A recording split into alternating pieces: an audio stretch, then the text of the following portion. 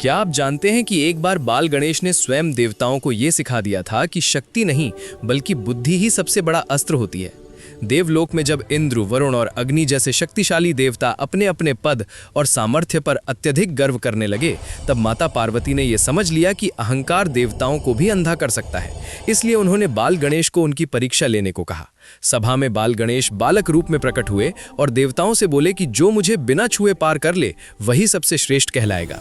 देवताओं ने अपनी अपनी शक्तियां आजमाई, पर हर बार बाल गणेश शांत भाव से वहीं अड़िग खड़े रहे।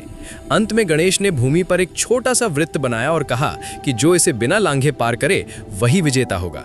पर जब कोई भी समाधान न खोज सका, तब बाल गणेश स्वयं उस वृत्त के मध्य बैठ गए और बोले कि जब तक मन में अहंकार रहता है तब तक बुद्धि काम नहीं करती, और जो स्वयं को सबसे छोटा मान ले वही वास्तव में सबसे बड़ा बनता है। इसीलिए कहा गया है, जहां अहंकार होता है वहां पतन निश्चित होता है, और जहां विनम्रता होती है वहीं से सच्ची विजय और समृद्धि की शुरुआत होती है। यही बाल गणेश का दिव्य संदेश है जो आज भी हमें सिखाता है कि ज्ञान, विवेक और नम्रता ही जीवन का सच्चा वैभव है।